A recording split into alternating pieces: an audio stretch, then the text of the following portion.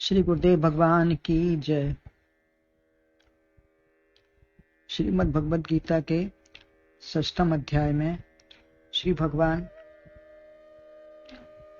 पिछले 5 श्लोकों से ध्यान की प्रक्रिया बता रहे हैं कि किस प्रकार से हम आत्म संयम योग को अपनाएं और ध्यान में किस तरीके से बैठें, अपने मन बुद्धि चित्त को कैसे, अंतःकरण को कैसे एकाग्र करें।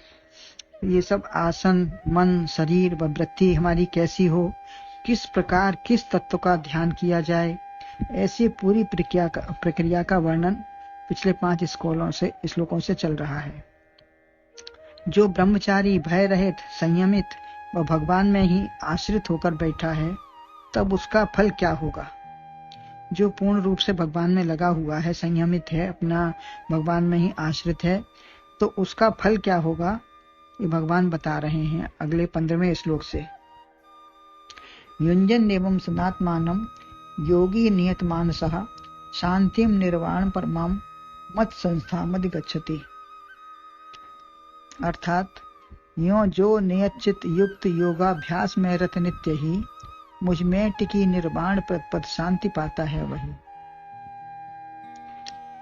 इसका अन्वय है, नियत मानसः योगी एवं आत्मानं सदा युञ्जन मत संस्थाम निर्वाण परमां शांतिम अधिगच्छति।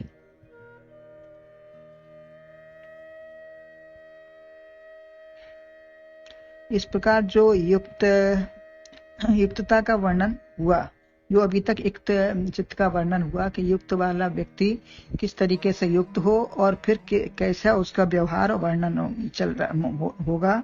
तो जो ऐसा व्यक्ति है, आत्मा को सदा परमात्मा में मिलाता हुआ या सदा आत्मानं युञ्जन, सत्य आत्मा और असत, सत और चैतन्य को परमात्मा में मिलाते हुए, सत्य आत्मा और सत और चैतन्य को परमात्मा में मिलाते हुए, अपने सत चैतन्य रूप को परमात्मा में मिलाते हुए, नियत मानसः स्वाधीन या जीते हुए मन वाला, योगी मत संस्थाम मेरे में स्थित मन वाला, निर्वाण पद परमानंद रूपी परम शांति को प्राप्त होता है। जो संसार से अलग है संसार में ही रहता हुआ भी, लेकिन विचार से, बुद्धि से, मन वचन तन से, सबसे संसार का विचार नहीं है, उसको केवल परमात्मा में ही स्थित है, उन्हीं की बातचीत में, उन्हीं के ध्यान में है, तो परम शांति को प्राप्त होता है। वह शांति कैसी है, निर्वाण परमाम, और कहाँ है, मेरी स्थिति में है। जब मेरे में स्थित है तो वो शांति है। वह योगी कैसा है, आत्मा से जुड़ जाने वाला है, अंतःकरण और मन अपने वश में है जिसका। संसार में तो सब अशांत हैं, क्योंकि संसार में तो शांति कहीं है ही नहीं। एक के बाद एक परेशानी और दुख तकलीफ आती रहती हैं। तो संसार में सभी अशांत हैं। दुख, परेशानी, झगड़े, झंझट ही मानते हैं, मिलते हैं। ये सब क्यों है, इसका कारण पता लगाओ। संसार, भगवान ने स्वयं ही कहा है कि दुखालय शाश्वतम।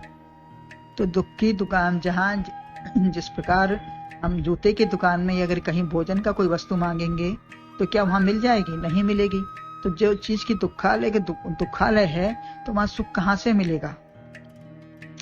बात पित्त कफ को कौन सा तत्व बिगड़ा है, फिर जिस तत्व की कमी है उसे पूरा करके कारण जानकर उसका निवारण करो। तब जो अशांति, दुख, क्लेश, झगड़ा, झंझट, शरीर, परिवार, देश, समाज, सबका एक ही कारण है और एक ही दवा है। इसका सबको पहले निवारण करने की हम कोशिश करें, जिज्ञासा करें, तब उसको हटाने की कोशिश करेंगे तो उसका एक ही कारण मिलेगा हमको, और हटाने का, उसका निवारण करने का भी एक ही उपाय है। यदि अनात्मा से जुड़े हैं तो झगड़ा कभी मिट नहीं सकता। किसी की वस्तु, बोली या लेन देन का झगड़ा या काम का, यही सब झगड़े हैं संसार में। किसी की वस्तु लेन देन में या बोली कहने सुनने से झगड़ा हो गया। बहुत सी कुछ ना कुछ छोटी मोटी बातें होती हैं, परंतु उसको निपटा दो, तब भी वह झगड़े मिटेंगे नहीं। अगर उस समय हमने उसको निपटा भी दिया तो तब भी वो एक ना एक दूसरा निकल आएगा, एक ना एक झगड़ा खड़ा ही रहेगा। संसार में कितना भी परिवार हो, एकांत हो, स्वस्थ शरीर हो, बुद्धि, सब कुछ मिल जाए, परंतु यदि आत्मा से नहीं जुड़े हैं तो झगड़े समाप्त नहीं होंगे। न तन ही रहा न मन ही रहा, गुरु मिलने से झगड़ा खत्म हो गया। जब गुरु मिल जाते हैं, शांति मिल जाती है और हमारी आत्मा से उनका जुड़ाव हो जाता है, युक्त हो जाते हैं, तब हमारा अपने आप शांति हमको मिल जाती है। एक छोटी सी बात में सवाल हल हो जाता है। छिपी हुई बात मिल गई, मंत्र मिल गया, तत्व मिला, ऐसा रहस्योद्घाटन होने से बड़ा भारी प्रश्न हल हो गया। वह छोटी सी बात क्या है? विचार कर लो तो वह बहुत बड़ी है। सदात्मानम युंजनम, सत्य जो आत्मा है, जो निरपेक्ष, अजर, अमर, अविनाशी सत्य है, जहाँ जीवन मरण का प्रश्न ही नहीं है, निष्क्रिय व चैतन्य सब प्रकार से है, आनंद रूप है, तब किसी प्रकार का कोई कष्ट है ही नहीं। वहां कष्ट कहाँ से होगा? जब वहां कष्ट नाम की कोई चीज ही नहीं है तो कहाँ से मिलेगा? दूसरा है ही नहीं, द्वैत है नहीं, तो दूसरे से ही झगड़ा झंझट है, परेशानी है, आशा है, चाह है। निष्क्रिय व चैतन्य सब प्रकार से है। देह में रहने से ही देह के कष्ट व मन के दुख व संसार के झगड़े आते हैं।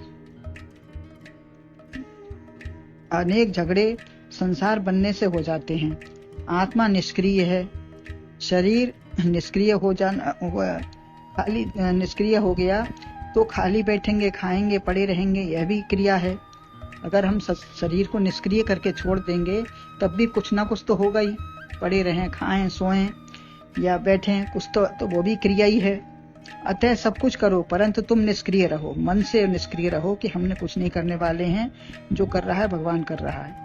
कर्ता शरीर है, उसे करने दें, उसके हम स्वामी भी हैं, अतः शुभ कार्य करें।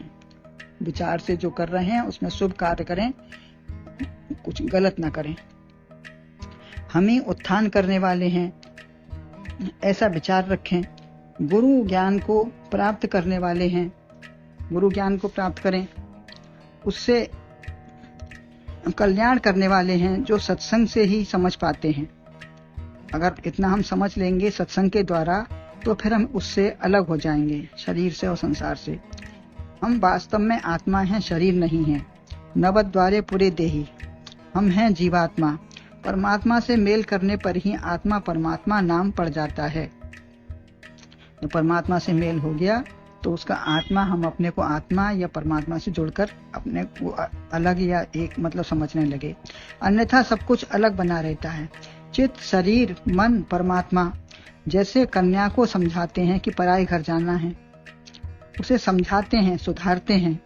कुछ दिन मैके को ही वह अपना घर मानती है, धीरे धीरे ससुराल को ही अपना घर मानने लगती है।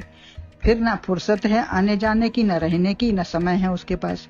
इसी प्रकार देह को मैका, माया का घर मानो। फिर प्रियतम पति आत्मा मिल गया तब रहना नहीं, देश बिराना है। जो समझ में आ गया कि हमें देही हमारा मैका, जो हम पहले रह रहे थे वो है, और मिलने पर हमें आत्मा परमात्मा मिल गया तो हमारा वही अपना घर है। यहाँ फिर दूसरे देश में, बिराने देश में हमको नहीं रहना है। मिलो जुलो, आओ जाओ सब करो, लेकिन केवल व्यवहार के लिए। परंतु कभी अपने को हीन, पवित्र, बुद्धिहीन जाना और आत्मा हमसे बड़ी दूर है, पराया है, मिलना बड़ा मुश्किल है। ऐसा जानने पर जब कभी न छूटने वाली ससुराल आत्मा रूप पति से मिल गए तो वही अपना हो जाता है, वही अपना है और हो जाता है। पंचभूतों का शरीर है, मेरा घिरौंदा शरीर ही नहीं, सकल विश्व में मैं व्याप्त हूँ, क्योंकि सब मेरे ही रूप हैं। सब मम प्रिय, सब मम उपजाए। स्वामी परमानंद जी के लिए, स्वामी परमानंद जी थे अपने आश्रम में, उनके लिए तमाम आयोजन या बुलावा एक कमरे से दूसरे कमरे में जाने के बराबर था। केवल वो केवल इतना ही मानते थे कि जैसे हम एक कमरे से दूसरे कमरे में चले गए। यही शरीर भोजनालय, पूजा का स्थान, शौचालय, सब कुछ है। ये शरीर में भी सब कुछ है, कोई अलग नहीं है। शरीर में भी सब कुछ है, व्यष्टि समष्टि सब एक ही है। जैसे एक घर में ही सब होता है, ऐसा ही शरीर है, इसमें सब कुछ है। जिस कमरे से काम है उसमें बैठ गए, आंख में, मुख में, परंतु आप कमरा नहीं, उसमें रहने वाले हो। ये ध्यान रखो कि हम कमरा नहीं कमरे में बैठे हैं। यह जानकर ही पता चलता है कि हम क्या हैं। दुनिया वालों से हम मिलते हैं, बेटा पति रिश्ते नाते, परंतु कभी सतात्मानम सत्य आत्मा से तो मिलो। दुनिया से मिलने का हमारा बहुत सब काम रहता है, लेकिन कभी एकांत में बहकर अपनी आत्मा से बातचीत करें। जैसे झूठे का दुष्ट दुर्जन से मिलने की इच्छा नहीं होती, ऐसे सत्य स्वरूप आत्मा से मिलो, बोलो और व्यवहार करो। संसार झूठा है तो उससे हर समय ना मिलो, व्यवहार के लिए हो, लेकिन अपने सत्य स्वरूप आत्मा से भी मिलो, व्यवहार करो। काम शरीर से निकाल लो, सत चेतन आनंद स्वरूप आत्मा से मिलो। वह तुम्हें कभी दुख बुद्धू नहीं बनाएगी। सदा ज्ञान प्रकाश बस सुख देने वाली है। संसार में लोग हमको बेवकूफ पागल भी बना देते हैं, परंतु मैल भरकर नहीं, उपयुक्त साधन करो तभी मिल सकोगे। पहले जो उपयुक्त साधन सब बता रखे हैं भगवान ने, 5 श्लोकों में भी वर्णन किया है और बताते रहते हैं, बराबर ही बताते हैं। तो उन साधनों को अपनाओ, उन पर चलो, उनको धारण करो, तभी आप उनसे मिल सकोगे, तभी नियत मानस होगे। हर्ष विषाद काम क्रोध वाली सारी वृत्तियों को अपने अधीन कर लो। जितनी ऐसी इधर उधर की वृत्तियां हैं उन सबको अपने अधीन कर लो कि हम जब चाहेंगे तभी आए, अन्यथा नहीं। अर्जुन के रथ के 10 घोड़े अलग अलग दिशाओं में नहीं भागते, क्योंकि अर्जुन ने अपनी बागडोर रथ की सब भगवान को दे रखी है। कृष्ण के हाथ बागडोर सौंप दो, तब यह नहीं कहेंगे कि मुझे यह करना है या मुझे यह करना है, वहां जाना है, वो करना है। तो इंद्रियां भी ऐसे ही हैं कि अगर हम अपनी बागडोर उनको सौंप देंगे तो यही देखना है, यही सुनना है, यही करना है, ऐसा इंद्रियां भी हमसे जबरदस्ती नहीं कर सकती।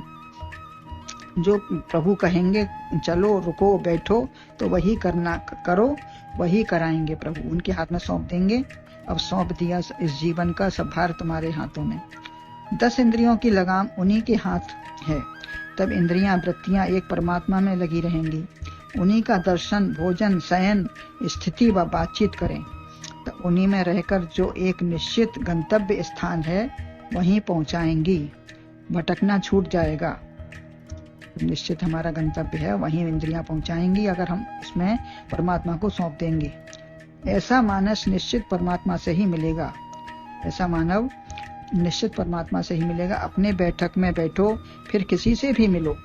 अगर हम अपनी बैठक में बैठे हैं, परमात्मा के साथ युक्त हुए, तो अपनी वृत्तियों को संयत रखकर, जिससे भी मिलो संसार में, तो अपनी वृत्तियों को संयत रखकर मिलो, तभी योगी नाम होगा।